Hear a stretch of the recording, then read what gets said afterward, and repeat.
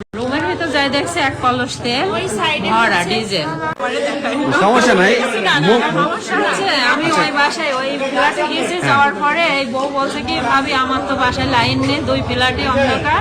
আমাদের তারপরে আমার এই ভাড়াটিয়া নিয়েছে, তো আমার বলছে ভাবি নিচে না ওই দোতলাতে না একটা লোক দৌড় মারলা, লাইন বিচ্ছিন্ন হয়ে গেল। তখন মনে আসলো, বাসায় এসে দেখছি এখানে মিটার থেকে বিচ্ছিন্ন লাইন। লোক পালাইছে, লোক পালাইছে একজন, আর একজন কে তা জানে না, এখানে দাঁড়াইছিল দুইজনে পালাইছে। দুইজনে পালাইছে, দুইজনে।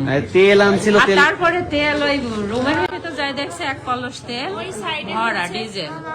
দেওয়ার আমার ছোট দেওয়ার নিয়ে এসে পুকুরের ভিতর ফেলে দিল, বললো যে ডিজেলটা থাকার জন্য আমাকে সন্দেহ লাগছে, লাইন না বিচ্ছিন্ন করলো, কিন্তু ডিজেলটা কেন নিয়ে আসলো?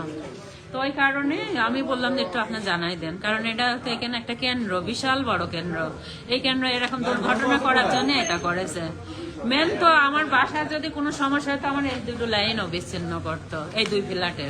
হ্যাঁ, বাসায় সমস্যা আমার করলে বাসায় আপনার যখন সংযোগ ঠিক আছে, তাহলে ওই 2টা মনে করেছে কলেজের সংযোগ, আর ওখানে একটা বড় কেন্দ্র, মানে তো ওইদিক বিচ্ছিন্ন করতে হলে ভোট এখানে শেষ।